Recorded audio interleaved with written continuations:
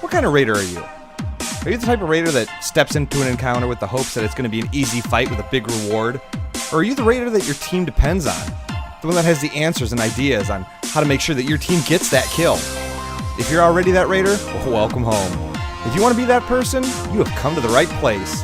It's time to sit down with the Raid Mechanics.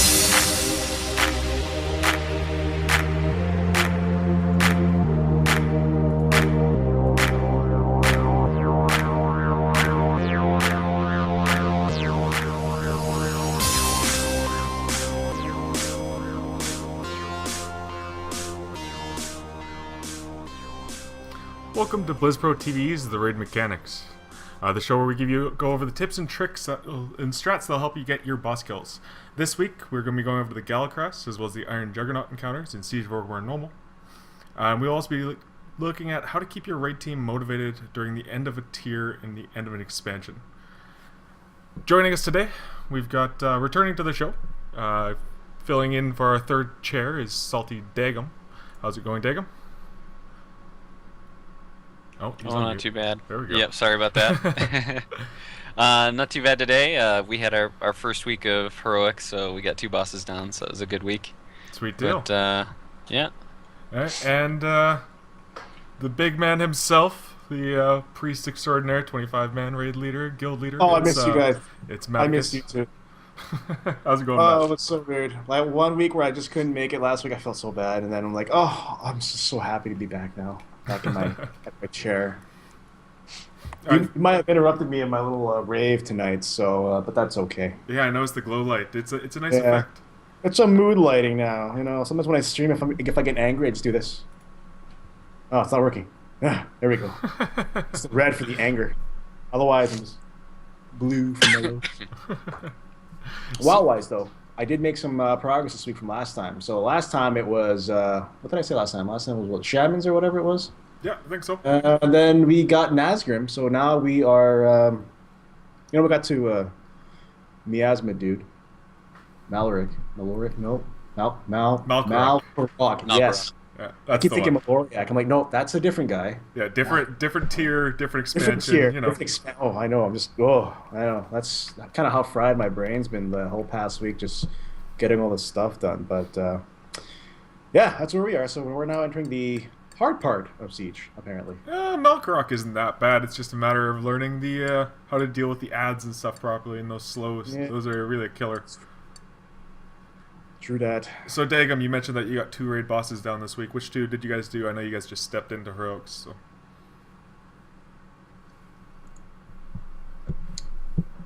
Can't hear you, bro. Dagum, you're muted again, brother. Sorry about that.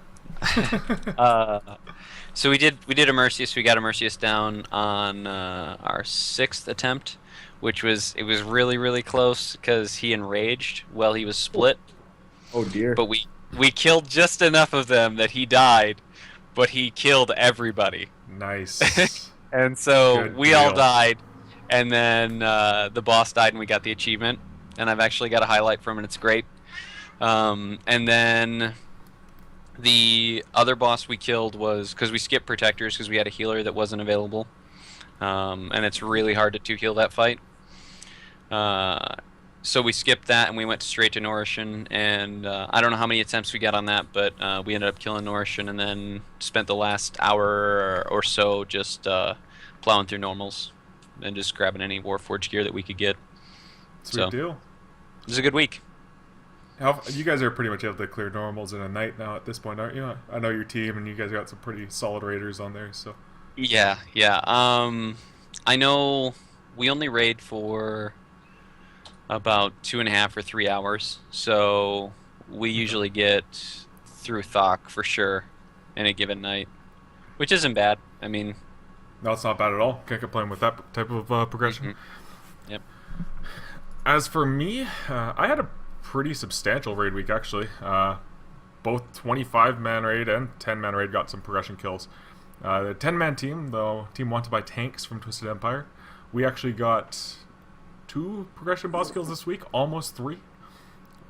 We 4-pulled Heroic Shaw Pride and killed that. And I think we also got Iron Juggernaut down after a little bit of progression. That's a tough fight on Heroic, but and then we had a 3% wipe on General Nazgrim, followed by a 9% wipe on General Nazgrim, which really hurt. Yeah, that sucks. Primarily because the 9% wipe very simply came down to a tank missing 1 cooldown on an execute, and the 3% wipe came down to a healer getting stuck in a corner and not able to move away from a sniper. So, you know, it was tough. But as for 25s, my 25-man team got down Heroic Siegecrafter Blackfuse, and that fight is, as I've mentioned before, it can burn in hell. It can die in a fire. I hate that fight. Well, the next go round should be easier then, right? Yeah, Right? easy. Yeah. You take 1 step out of position and you're dead. Yeah, sounds about right. Oh, I got you beat on the other. You were talking about the 9% wipe though. So yesterday, my guys were clearing shamans again on Heroic. We got them at a 2% and they despawned. Wait, did you guys have the glitch where if Harem puts something in the bank, I think it's the wall spawns in the bank, they despawn? I don't know, man. I was on the other half, or I wasn't even there last night. I was missing because it was Chinese New Year, so I couldn't be there. But that's what I heard, was that the guys were just so crushed because they got 2%, boom, despawn. Like, oh, That's brutal. That's rough. That's rough. Yeah. All right, but we're getting a little ahead of ourselves, so let's go back in time a little bit to our normal mode progression, and let's touch on Galakras. Now, I know it's been a while since the 3 of us were all progressing on Galakras, but I know there are some teams out there that are still, working through these fights, whether they just came in from a flex mode team and are stepping into normal modes and just gotten up here. But this is definitely an interesting fight for DPS. It's quite a boring fight for everyone else, but yeah. All right, so I'll catch up. Matt, why don't you cover the raid composition and whatnot for Galakras? Galakras. So, raid comp wise on 25, what we like to do is we bring in when we started working on it, we opened up with 6 healers because we didn't really know how much to bring in. But yeah, obviously, after a couple of attempts, we can go down to 5. Some groups can bring in 4. But if you're learning, I'd say 5 or 6 healers is good, and bring a nice mix of range healers, and obviously you need 2 tanks and that sort of thing. Where you need to start doing a little bit more preparation work, though, is you're going to need some strong AoE, because this is an ad fight. There's a lot of ads that come streaming in from the direction of Orgrimmar, and you have to cleave DPS them down, and there are some mobs that are more dangerous than others, that have to get taken down fast. I think most mobs are more dangerous than others, to be fair. I was gonna say, I think that's still a true statement. Yeah. Ooh, yeah. Anyways, lost my train of thought there. But yeah, so definitely bring in both kinds, but there's a lot of stuff coming. We'll get more specific as to which ads have to go down first and that sort of thing. Raid leaders, be prepared ahead of time to split up your team into a tower team and a ground team. There is some trash after Shav Pride, so that's a perfect time to just kind of AFK for a little bit and figure out who's going to go on the tower and who's not. And you'll need a tank to send up there as well.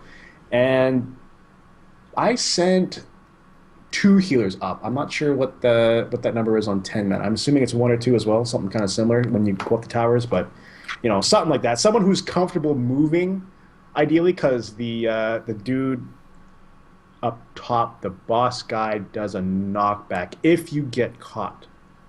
Yep. So there is that.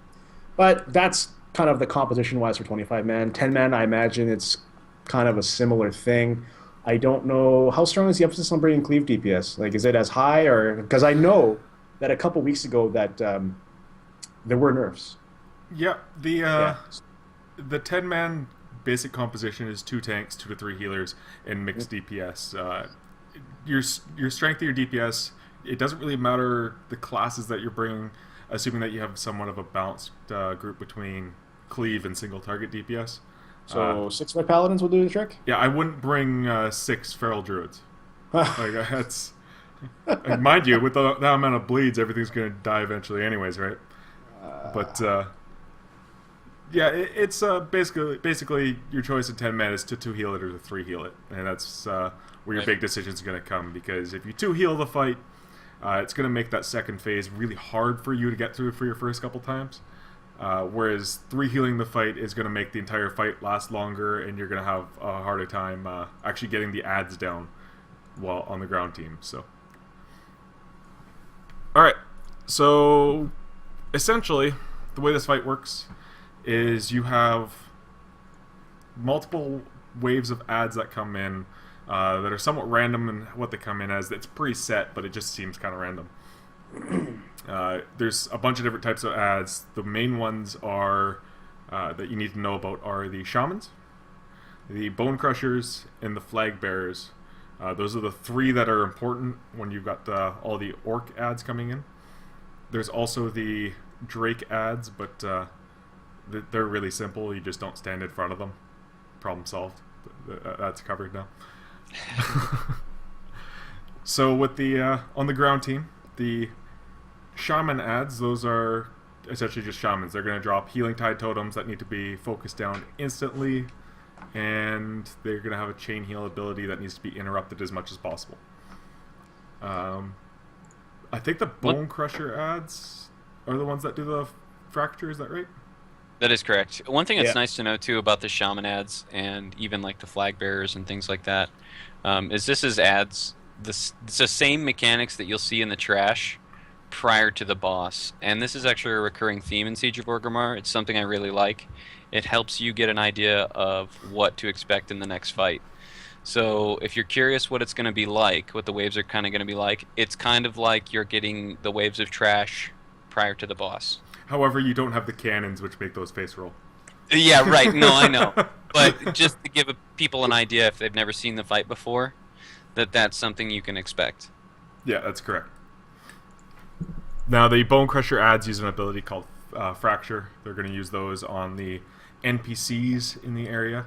And if they do happen to kill one of those NPCs, they are going to despawn the instance, or the it's a wipe, encounter, and it's a wipe.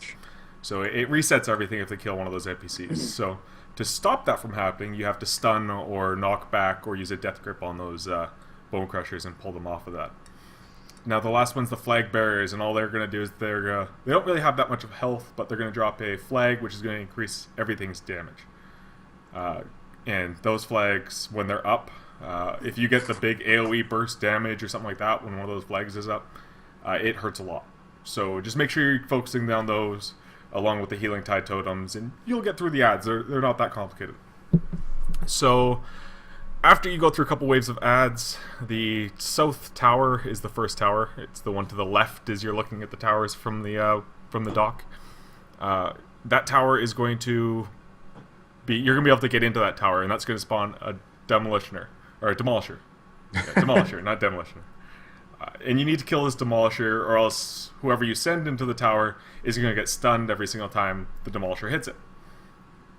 So at the same time, you're also going to have some mini bosses. So Matt, why don't you quickly go over the mini bosses during this encounter?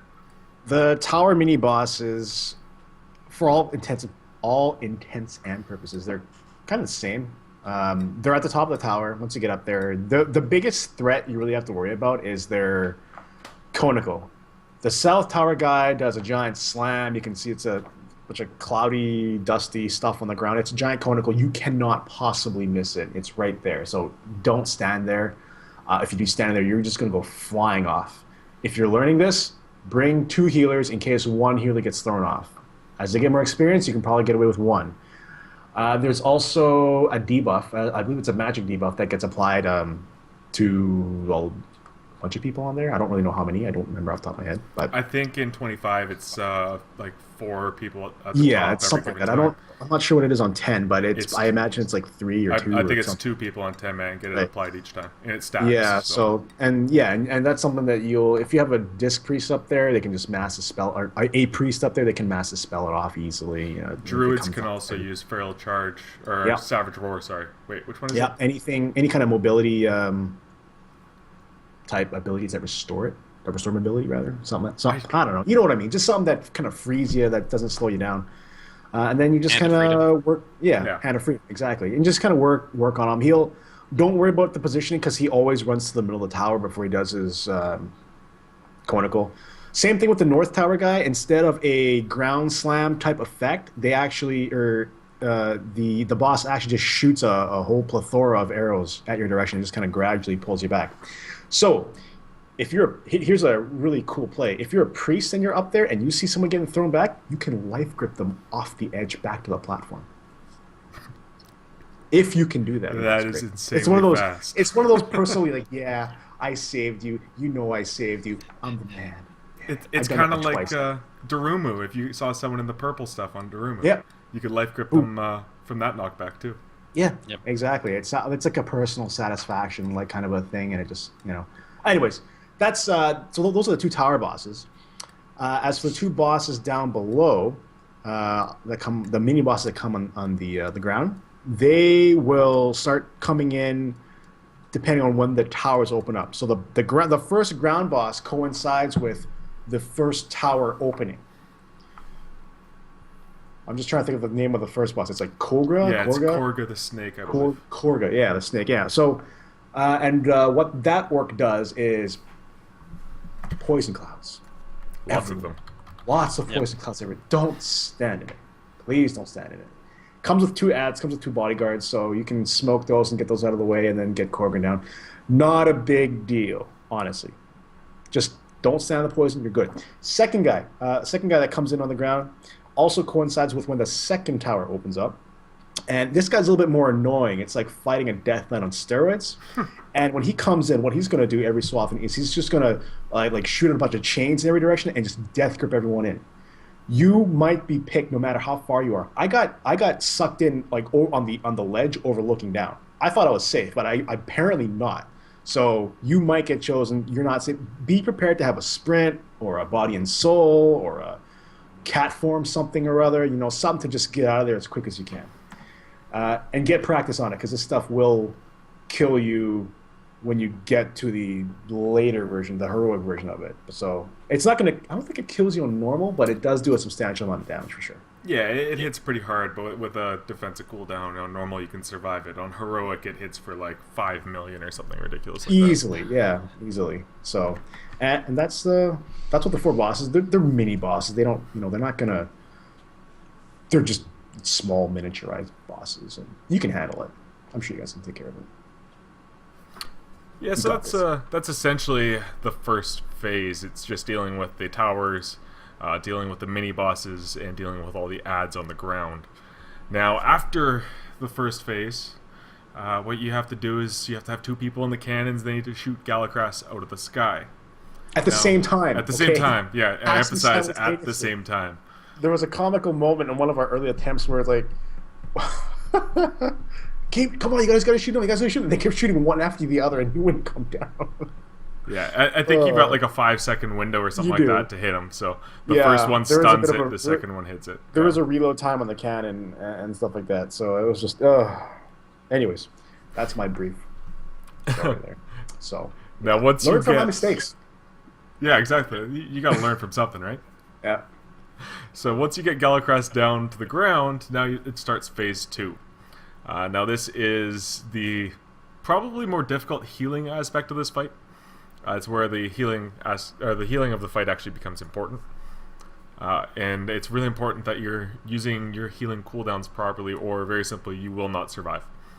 Now there's 2 basic methods of doing this this phase, and Dag, I want you cover those 2. One of them is to stack all the DPS and the healers right behind the boss, and then just run the orbs that Galakras shoots behind the raid so that it passes through all the players.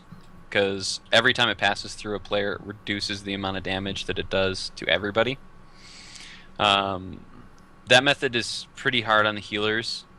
So if you're 2 healing it, you might want to try the other method, which is to have 2 stack points behind the boss with the raid evenly split. And then when an orb is being placed, to make sure to put 3 to 4 orbs on one side and then swap to the other side. And the reason being is every time the orb passes through, it also leaves a dot. So it's kind of up to you which method you want to use. And again, that's why that second method is going to be significantly easier. Fewer people are going to be getting that dot, so there's going to be less raid-wide damage. Plus, the dot doesn't get as high if you're doing it that way as well. It can only go up to 4 per person if you're doing it that way. Right.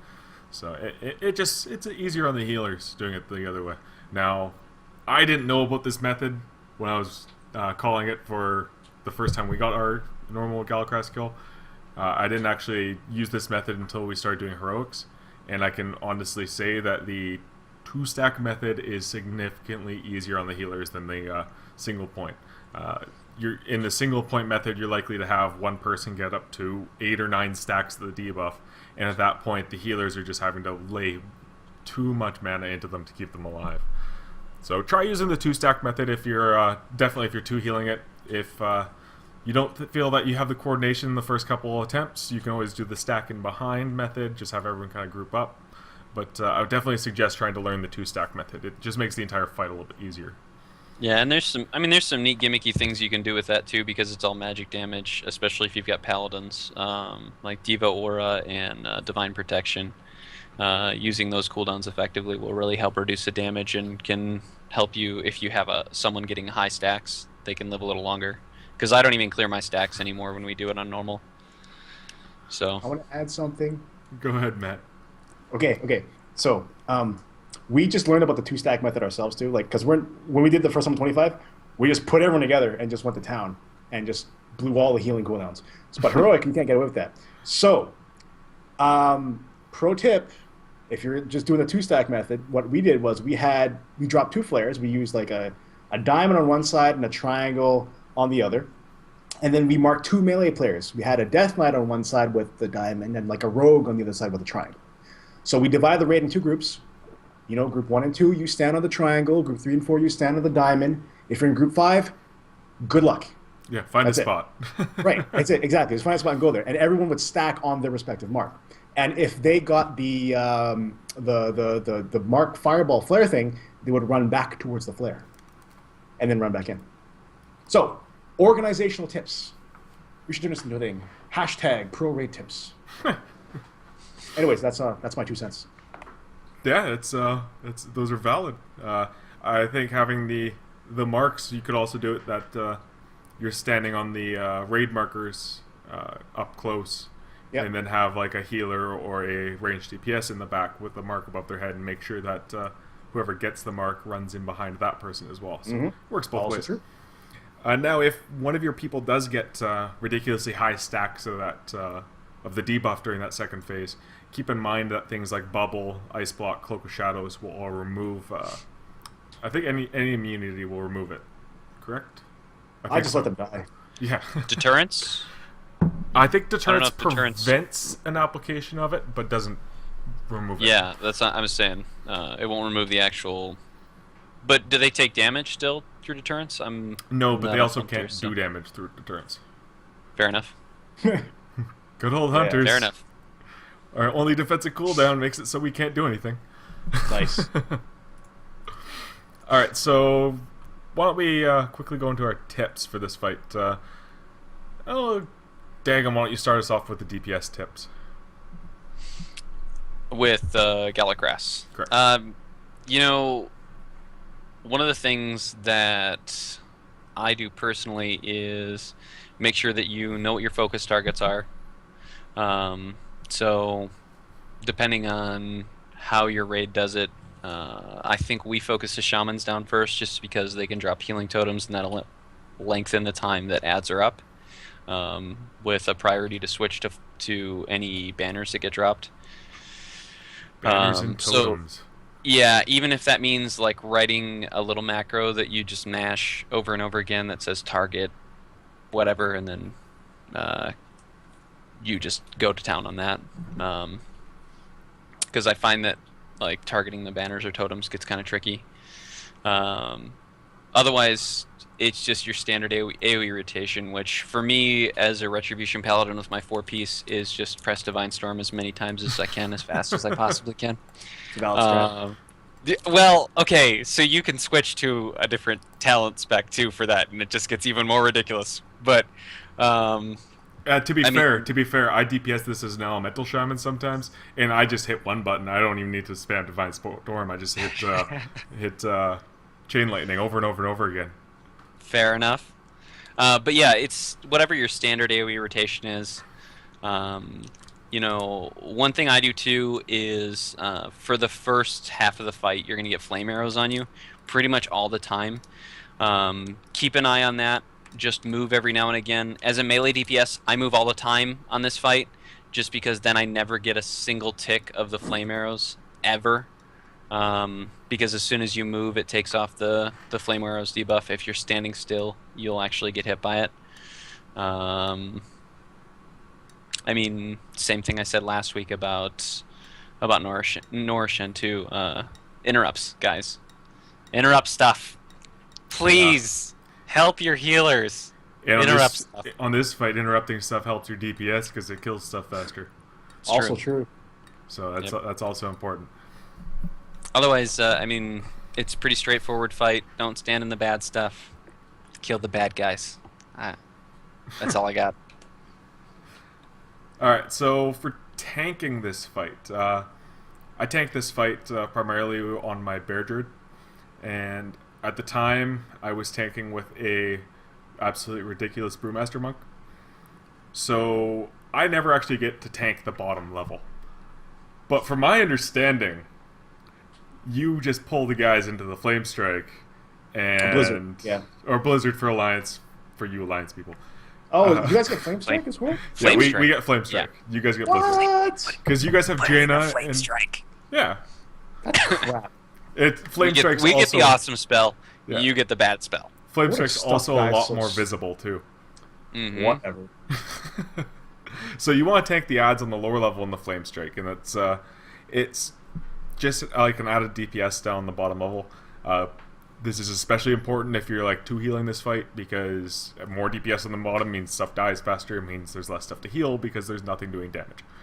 So any added damage will help. Now your tank that is on the ground level is going to be taking a lot of damage, so his vengeance is going to be pretty high. So having somebody that has good general AoE damage down bottom is definitely beneficial for tanks. So Brewmaster Monk, Bear Tank works quite well down bottom, assuming that they can pick up the adds quick enough. As a Bear, I highly suggest taking from a Shaman, putting Symbiosis on a Shaman for Lightning Shield on this fight, because the damage that you put out on the adds from them hitting you with Lightning Shield is actually pretty significant. I think Paladins are pretty solid on the ground level. I don't suggest having a Warrior tank the ground level or a Death Knight. Death Knights can do pretty well, but they just don't have the snap AO the other classes do. Now, as for tanking the towers, a couple things you can do. Moving the ad that's in the middle prior to them using their knockback abilities, moving them towards the other ads that are on the tower makes it so you can cleave on the other ads, making the tower in general go a little bit faster. It's not hugely important, but it does just speed things up a little bit, get you back on the ground, and move the fight along a little bit further. There are a couple things you can do when you're tanking, say, Galakras, to help your healers, and just if you have, say, like I said, we were tanking this with a Brewmaster and a Bear Tank, and what we would do is we'd swap off about every 3 stacks of the debuff that gets applied from being hit by the orb, because obviously standing in front of the boss, the tanks are going to get hit by the orb. So you swap off at about 3 stacks, and if you have a tank that has a raid cooldown like a Bear Druid with Charank, definitely use it. Take advantage of it. Don't forget about that cooldown, because they are going to have a period of time when they won't be tanking the boss. other than that, there's not a whole lot to this fight. It's just all about picking up ads and picking them up quickly and making sure that you can move them into position fast so that you're not losing DPS from the Blizzard or Flame Strike. Flame Strike. Yeah, Flame Strike, exactly. Whatever, guys. Whatever. All right, Matt, why don't you cover the healers first tonight? Yes. So, little do you guys know, I transitioned over back to healing. They made me a healer full-time now in Raid. Oh, So, jeez. yay! I know, right? The first real obstacle you'll run into is Korga. The first mini-boss at about the halfway mark. Korga starts pulsating nature damage. You can, I would suggest, burn a kind of a cooldown of some sort just to get your guys through it. Use Healing Tide or Tranquility or something along those lines, just to, because it's going to be the most damage your group's going to take until phase 2. So definitely do that. Devotion Aura. Or Don't Devo forget about Aura, Devotion yes, that's Aura. also true. Yeah. Let's see. Second point. The towers. So whoever your tower healer is, I would recommend a Disc Priest or a Monk or someone that can kind of contribute DPSing while healing. Failing that, someone who is very mobile. Yeah, Definitely do that. Yeah, especially for learning. In The 10 NPCs, man. a little known fact, the NPCs, if they get low on health, you can heal them. They are mana suckers, though. It takes forever to heal them, so try not to resort to that, but, it's there. Unless you're a paladin, then you just put your beacon of light on them and forget about it. That's true. You just let your can go to town, and it's just, whatever. Paladins. One thing I also want to add here, it's not in the notes, but little known fact, studies have shown that the leading cause of death on Galakras are fires on the ground. Those little archers up high on the towers, if they're not killed in time, they'll pepper the area with fires. These things are dangerous because they're just there. Sometimes you don't see them, and they do a little amount of damage, and it just builds up over time, especially if people stack on top of each other. Then you got 5 fires in the same area, and you die instantly. So stay moving, and if you're a healer, yell at people who are standing on fires. Don't even bother trying to heal. I'm kidding. Yeah. You should. But definitely, like, if you notice from repeated attempts that they're standing there and not noticing the fire, you gotta say something to those guys because it's just gonna wreck them and it's gonna sap your mana and you're gonna have nothing to heal with on phase 2. So, you gotta help them help you help them, right? So, lastly, on the final phase, this is the one where your throughput matters the most. Use all your raid cooldowns. I would suggest your healing leader, or if you're in 10-man, just kind of coordinate amongst yourselves. Figure out who's going to use their cooldown when. If you need to, you can use the boss's health as a kind of different stages as the indicator. So 90% pop a Devo or something. At 80%, use a rallying cry. 80% smoke bomb from the rogues. Anything, just kind of get it consistently going. What you don't want to do is have all the cooldowns used at the same time. Because then when you get to 5%, you have nothing left. When you have nothing left and your raid wipes, you're going to kick yourself in the butt for blowing all your cooldowns at 90%. But everyone will only take like 5 damage if we stack all the cooldowns at the same time. Little story about this fight on Heroic. Uh-oh, Alright? what did you do? When I was tanking this, on Heroic, we went through all of our cooldowns in about the first 60% of it. So for the last 40%, we didn't have any cooldowns left. Good job, man. Good And job. I made a bad call on that. But we got the kill because everybody else died except for me and the other tank. And we just swapped back and forth. And because our vengeance was so high, he couldn't kill us. And he finally killed our Brewmaster tank at like 2% health. And I somehow managed to solo the last 2% as Bear. And it literally came down to a split second of me deciding to use Mangle or Savage Defense. And if I used Savage Defense, we would have died. That was it. I had All I like can say is, 2% health left. He had 100k left, and I had to make a quick decision. Hashtag learn from Lucian. Yeah. Don't use all of your cooldowns at once. That's what I learned on that night. Now, like, one other thing you mentioned on the healer tips was sending the Disciplined Priest and Monk up on the tower. That's especially important on 10-man. The added DPS on the tower makes it so much easier to kill. if you have a druid, even a druid healer that can a part of the wild, it makes the tower just face roll because you can just rat spam everything. Forgot about Heart of the Wild. Yeah, Heart's a little overpowered for single target. You might as well throw up another DPS up there with a druid. Every time somebody mentions Wrath, I just want Symbiosis all that more. That's a Retribution Paladin. Gotta love that ranged wrath damage. Completely unserious, but I want it so badly. Alright, so I think that pretty much covers the Galakras fight. There's not much else to mention, is there? What do you guys think?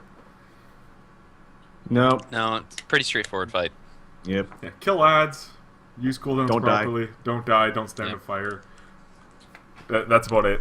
Fire gives me haste buffs, I have to stand in it. There is one last thing that I do want to mention on this fight, is there is a known bug by Blizzard. They do know about it. Essentially, the more pulls that you do on this boss through a night, the higher the stacks on the drakes that fly around above during the first phase. The higher their stacks are actually going to get, and those stacks don't drop off properly in between boss pulls. Huh. That's new to So, me. Interesting. yeah, on Heroic, we were finding that our first pull of the night, the drakes were doing like 70k a hit. By the 5th or 6th pull, they were doing about 450k a hit. So if this does happen, You should be able to soft reset the instance, right? you can soft reset the instance and reset it, but you just need to clear trash again. So if you do find yourself wiping a lot on this fight, and you're finding that suddenly you can't make it through the first phase, that's probably why. Consider doing a soft reset and just come back in and clear the trash again, and you'll be good to go. It'll clear those stacks. So. Just for clarity, you may want to go over what a soft reset is, just in case somebody doesn't know. Oh yeah, a soft reset's just running everybody out of the instance and resetting all instances, and that's just going to spawn the trash again. A hard reset is what happens every Tuesday, where it resets all of your instances. Okay, I think that's about it. So let's move on to Iron Juggernaut, the giant scorpion. Dagam, why don't you cover the composition for this fight? Excuse me. Okay, so for Iron Juggernaut, you're definitely going to need 2 tanks. If you want, you can run 2 to 3 healers. I would say definitely 3 healers if you don't have them on farm. And then mixed DPS, high single target, and mobility classes being preferred. It is a 2-phase fight, and phase 1 consists of a frontal cone attack that the tanks need to swap out at 3 stacks, which coincides with the spawning of 3 ads called crawler mines. The mines will need to be clicked on to disable, which actually results in a high burst damage on the player that hops onto the mine and stomps on it. It's best handled by the tanks, or a DPS with a high defensive cooldown or a bubble. Little note on that too, you can also still DPS the boss while you're midair if the mine is close enough. So if you're finding yourself coming up on the enrage timer for this, tanks, keep that in mind. In phase 1, you'll also deal with cannon shots, which are avoidable by running out of the red circles. Means the raid needs to stay spread out. And lastly, there's a boar drill, which just needs to be avoided. If it's on you, you just run away from it and don't run it over other people. Any other damage is unavoidable. Yeah, so that basically covers the first phase pretty well. Essentially, it's just avoiding damage that you can avoid and making sure tanks are dealing with crawler mines properly. And if they aren't, having somebody who can deal with it hop on a crawler mine. What do you guys do for composition-wise in 25-man Medicus? We bring in, let's see, not that much of a difference really. Just we favor like heavily melee actually, because it reduces the amount of running required since of the I don't know the ability, the big red circle thing on the ground. That one, you know. Cannon fire. Yeah, that's the one. Yep. So we try to favor a little bit more melee, but it doesn't matter as long as you have people that are capable of moving and all that stuff. I would start with 6 to 7 healers just because of the heavy damage coming in. As you get more used to the fight and more comfortable with it, or more geared, you can scale down from 7, 6, 5. I've seen some guilds with 4. So There's that. Obviously, you need your standard 2 tanks, but the rest of your DPS, whoever you happen to have lying around, it's a fun kind of patchwork type of fight for at least the first phase, right? So, but yeah, I would also favor anyone with a personal survival cooldown, so that can help take the mines too. Yeah, no, something just to keep in mind with the mines really quick is it is physical damage. So if you don't have anybody specifically that can take it with a cooldown, a paladin with a hand of protection on somebody, that person can take it. I threw a shield on myself once and tried to take one of those. I like almost died, barely survived it myself. So, but In your fire, this was man. before- Saved your yeah, life. this was before that buff or whatever it was. So Yeah, or were you Shadow or were you? I Disc? was holy. I was holy at the Oh time. well, there's your problem.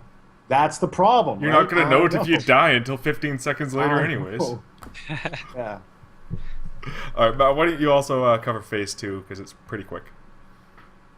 Sorry, me or? Yeah. Okay, phase 2, siege mode. What happens is the boss kind of just plants his treads or claws or whatever it is on the ground and just kind of stays still. No threat going on, I don't think. The boss doesn't actively attack the tank, but there's a whole ton of AoE coming out. And every couple seconds, the boss does what's called a shock pulse. Yep. Yeah, shock pulse. I think it was a shock wave or shock pulse. Other one's Nazir. We'll get to that later. But anyways, so shock pulse applies, I think, 3 times per phase, and you go flying back really far. So what you got to do is you want to position yourself in such a way that you go flying back towards a wall. I like to use the wall on your left when you walk in. That's my personal spot. If someone's already around that area, if there's too many people, which is a problem on 25, as you can probably imagine, what I like to do then is kind of position myself towards the entrance, so I go flying back towards the front gate. Second, oils. Lots of oil patches on the ground. Siege mode, Iron Juggernaut's just going to throw patches of oil everywhere. I guess he took a page out of Mario Kart or whatever, and we'll just kind of don't stand in it. Even worse, he's got a giant laser beam, the death cutter thing beam, whatever it is. So wait, hold up. He's a Okay. giant scorpion with a freaking Right. laser on his head. Is that what we're yeah, saying? giant laser on his head. I know, like only the Horde would come up with something so like diabolical. You know what I mean? So I think you mean giant amazing. laser. Yeah, if it was a gnome, it would be a feat of engineering. But anyways, if that laser comes in contact with an oil patch, it's going to obviously explode and do tons of damage to anyone standing inside it. So what this beam does, it'll randomly switch from player to player, and if it focuses you, it's just gonna, the beam will try to follow you around, so you can easily outrun it and just drag it away from the rest of the raid.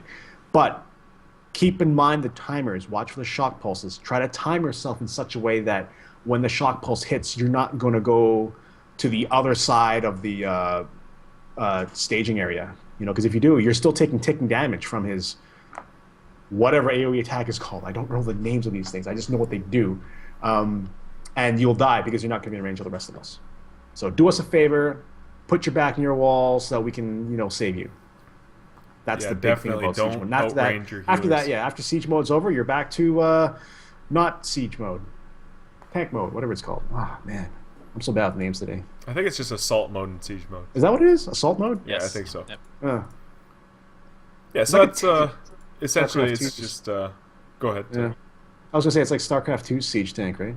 Yeah, essentially. Yeah. Yeah.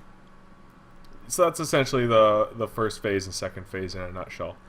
A lot of damage is unavoidable. A lot of damage is avoidable.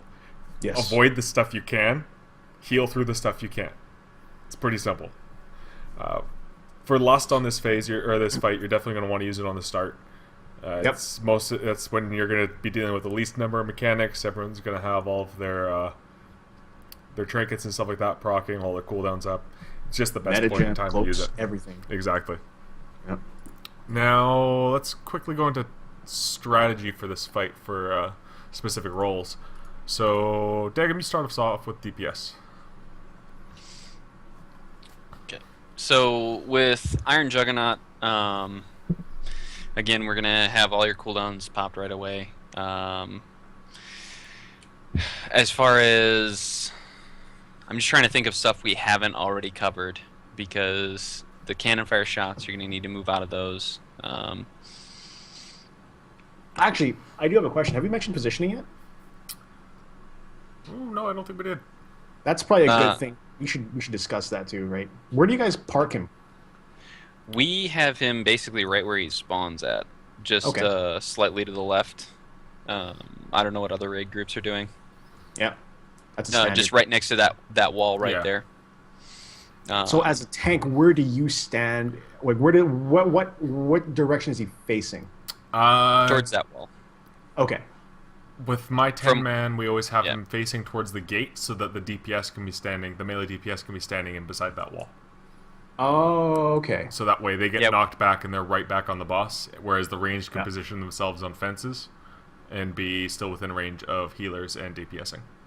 And then Gotcha. what we do is we just switch position between assault and siege mode. Yeah. So we'll be over there by that wall where the tanks are normally, Yeah. but otherwise we're back by where the healers are. Because the healers will be back by that fence. So And now that I think about it, there is another thing to do with positioning really quickly. The explosive tar, that's the oil that Maticus mentioned during phase 2.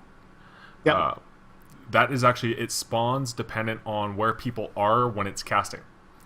So Yes. if you move away from a wall and have it spawn on one side of them or something like that, and then everyone runs back over to the other side of them, you're a lot less likely to have one of the fire beams run through it, because there's just very simply not going to be any tar over there, and you can Right. somewhat keep the group a little bit closer together that way as well. yeah, that's certainly true. I know I wait until all the tar spawns because he doesn't cast shock pulse right away when he switches. No. So I wait for all the tar to spawn right away. He does it again a second time, I think, during that phase. Yeah. Correct. He does it more than- Yep. But Anyway, honestly, like this, yeah. As far as DPS goes, this fight's pretty straightforward. Um, It's all single target. yeah, I mean, It is. there's no ads. There's nothing to interrupt. There's lots of bad stuff to not stand in that we've already covered. Yep. So I can't think of anything other than focus on your rotation and don't stand in bad stuff. I mean, really important not to drag laser beams through the tar, because when they explode, they hurt everybody. Yep. I think, right? Yeah. So I mean, lower the DPS or the damage done to your other raid members. But other than that, I do know of 2 class-specific ones that we should mention. Windwalker Monk's Touch of Karma works with the mines. Really? So if you touch a Karma and hop on a mine, that's going to be added damage going back to the boss. Oh. It hits like a truck. I think it's like 400k or something like that when it goes back on the boss, so it is a DPS increase. that's But cool. it does work on the boss. The other one is, I believe, Feral Druids. If you pop Heart of the Wild and hop on a mine, you're going to gain Vengeance. And that's going to stay when you go back into cat form and start DPSing on the boss again. If not, I believe that 3 lacerates in bear form on top of a maul is a DPS increase with Vengeance on, over top of cat form. So just keep that in mind, that particularly during the phase where the tanks aren't going to be taking the boss, where they're going to be just clearing mines, if you want to hop on a couple mines with a couple cooldowns, survival instincts with Heart of the Wild up in bear form, you're going to get a whole ton of attack power from Vengeance. So that's, just another thing that might help your DPS out a little bit. I think that pretty much covers DPS, though. Matt, what do you have for healers on this one? Oh man, healing is almost the same as DPS wise. I guess the only real thing to keep in mind is that your 3-minute cooldowns will be available for every phase 2, because it's literally 3 minutes apart between both phase 2s. You should only ever hit 2 phase 2s tops, because I think it enrages after that. So Unless you can hit- plan accordingly. That's for normal mode. In Heroic, you'll probably hit a 3rd, but Yeah, you might hit a 3rd, yeah, for sure. So definitely communicate with the healers. You may want to consider planning something for shockwaves. You get 3 sets of shock pulses. 3 sets of shock pulses per siege mode. So if you want some organizational stuff, get your healers sorted out who's going to burn what cooldown on Shock Pulse 1, Shock Pulse 2, and Shock Pulse 3. So just to minimize the overlap going out there. And otherwise, the rest of the time, if you're in assault mode, just stay alive and heal. Make sure you move from the everything that's on the ground that could kill you. Yeah, I cannot honestly think of anything else that can really, that really matters here. Because most of the healing that your raid team is going to do is going to come in during siege mode, because that's when most of the damage is going to be going up. So, yeah, watch. If you got good peripheral vision, keep an eye for anyone going sky high. It means they just took a mine, so you might want to catch them with a quick heal or something on the way down, so that they don't, die. But that's all I can really think of. It's a pretty straightforward fight, huh? Yeah, it's a pretty boring fight, honestly, for DPS and heals. Yeah, I mean, it gets more intense in the obviously the hard version of it, but definitely for healers, the hardest thing here is healing while you're moving. I think you really have to learn how to do that really well in this fight. It's a good practice for later encounters. I mean, to work on your mobility and that sort of thing, and figure out what's dangerous, what you can get away with not healing versus what's got to be healed now. Yeah, definitely something to watch, to keep an eye on is when the tanks are jumping on the mines, the debuff that they have from the boss. That's they're still going to be taking a lot of damage, so you're going to really have to keep a close eye on tanks when they're hopping on mines.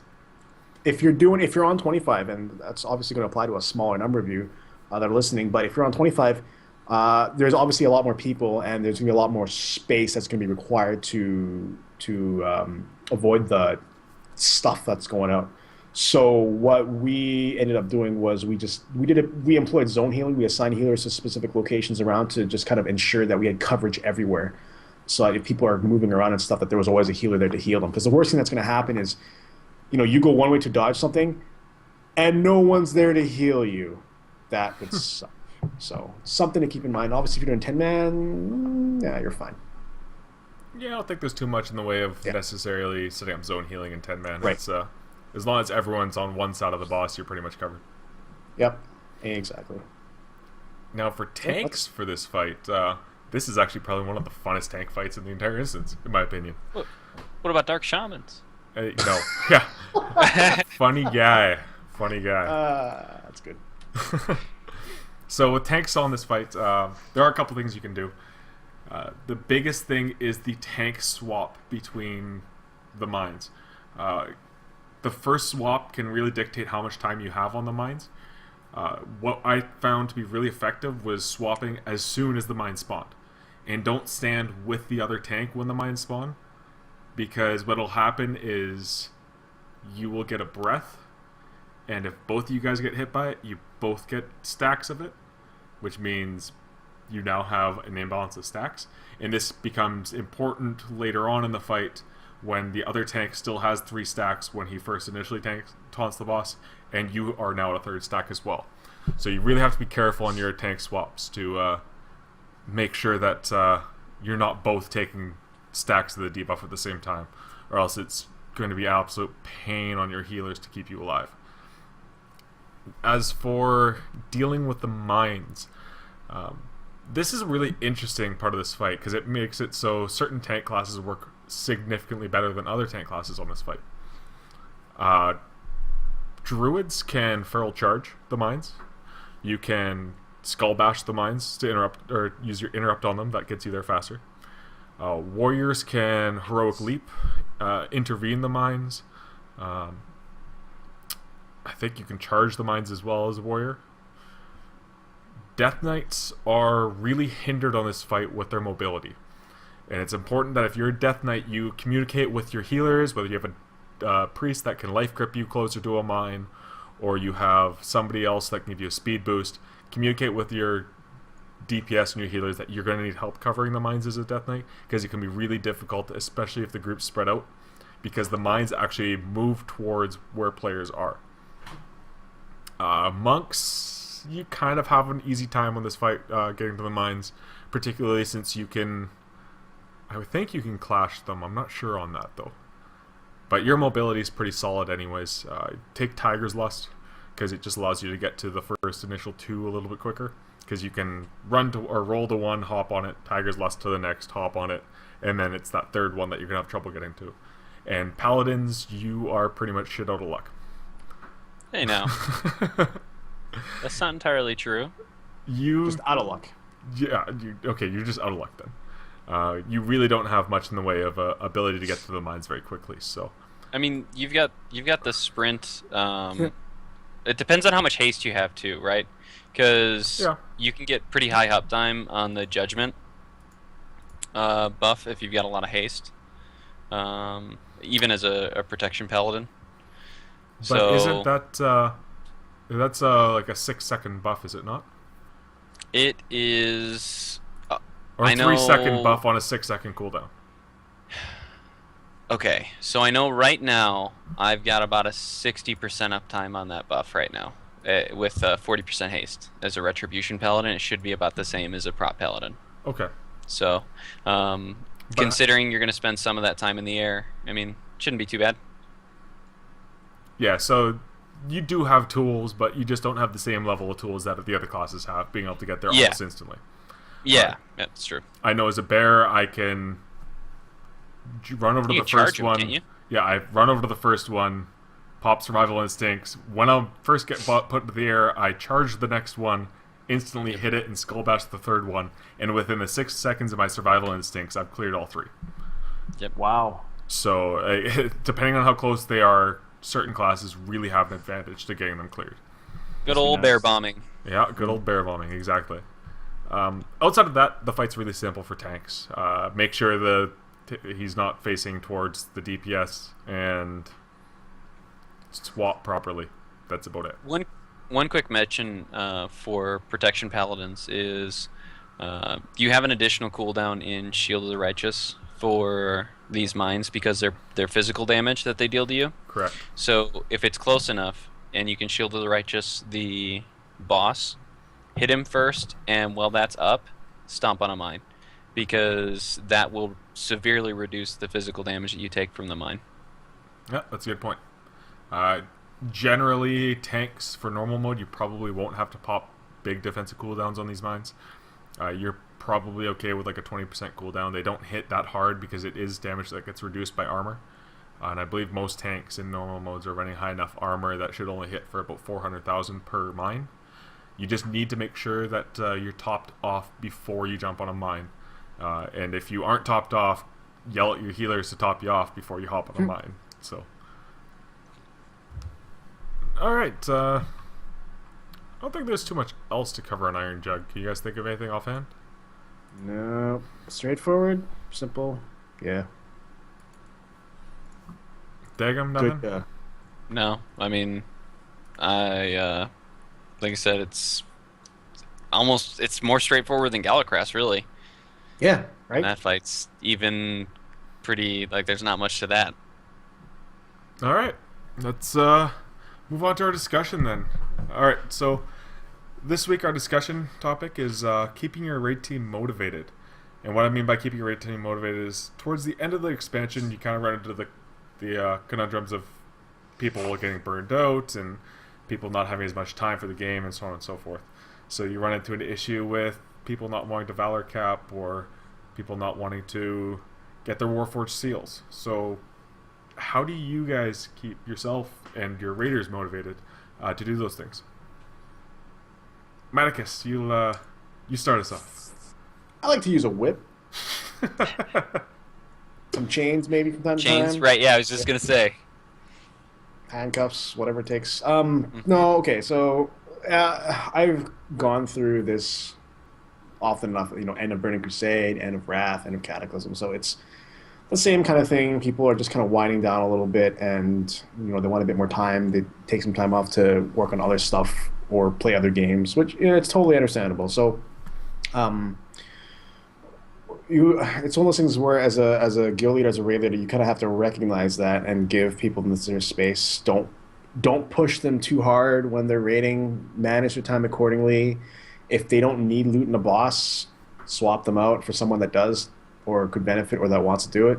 So it's Yep. about managing their time and managing their, I guess their motivation level, because it's definitely going to be waning. It's definitely going to be getting much lower. So um, I guess the fire, the drive behind everyone's going to vary based on how far your guild's going along and what their goals are. You know, if your guild has already knocked out all the bosses on heroic, congratulations, you beat the game. Kick back, relax, have a drink. But if you're progressing through heroics like the rest of us are, you got to keep your eyes on the prize and remind them, hey, let's go, chop chop. Warlords is coming in a year or months or whatever it is, and just you remind them that there is a deadline, even though that it's not publicized yet or whatever, right? So that's kind of what I like to do to remind people, like, hey, we have an expansion coming soon. Do you guys want to finish this or not?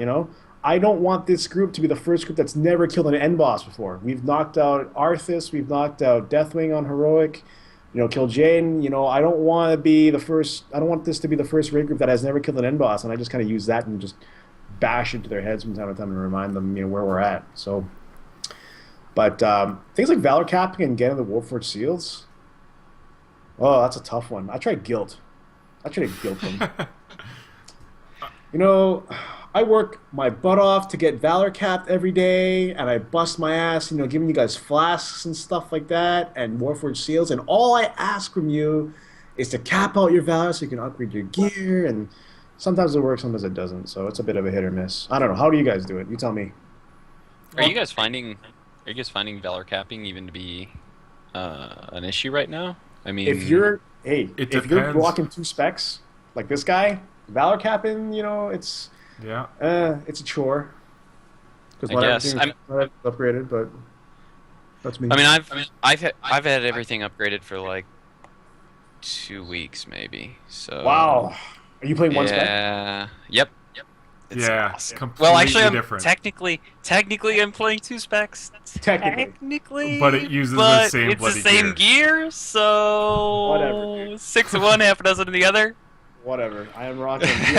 See, Yeah, so currently I'm in a worse situation. Is I just stepped into the 25-man heroic where suddenly I'm getting gear rained upon my head, and Right. I couldn't get enough valor to upgrade it all if my life depended on it. Like, I'm capping every week, and I think I still have 4 pieces that aren't upgraded right now. It's a Yeah. tough life. It's a Yeah. tough life, Lucian. Yeah, I know. Hey, man. In 3 weeks, I went up 7 Oh. item levels. All right, I'm sorry. Gee. hashtag World of Warcraft Smart. problems right here. All right, so yeah, this is actually currently a problem that I'm somewhat having in my raid team at the moment, Fair and enough. definitely noticing there's a lack of motivation from some of my guys. So that's why I decided to kind of make it the discussion topic for this week. I think motivation and has got more to do with like just keeping your finger on the pulse of your raid group, right? Yep. Finding out exactly where they're at, because if they're not interested in putting forth the effort, then as a raid leader you're left with 2 choices, right? One is try and see if you can find a way, right? But if they really don't care, then that's not an option. Other option is maybe find other people. But if you don't like that, then it's just suck it up and accept it, right? Yeah, you're right. 'Cause Option C, whips. Yeah, whips and chains, right? beat them. It's always it's always an option. Just, I don't know. You haven't met my raiders. They may like that too much. That's the point. Trying to motivate them, right? Oh, So yeah, there you go. incentive. Positive reinforcement, right? Right. Exactly. All right, so yeah, something I'm definitely running into right now is people are off playing other games because they're burned out on WoW right now. So they're only really logging in for Warcraft for raid. They don't come on otherwise, and their value that they're getting is out of raid, and they've run out of Warforged seals. And I did some math today, just in my head, and currently in 10 mans, if you clear out the entire instance, you will get 28 pieces of loot. Guaranteed 28 pieces, regardless, not including the chance it drops off of trash. If all 10 of your raiders roll 3 times, that's 30 pieces of loot. A chance for. So essentially, your raiders each can have 31 chances at a best in slot piece. Assuming that there's a best in slot piece off of every boss, and you roll all 3 rolls in a raid. This is some pretty serious assumptions here. I don't know about that. Sorry, I was laughing at your cat. Oh yeah, well, you should see when the 2 cats try and fight for. This is the best seat in the house, man. Right? Oh, jeez.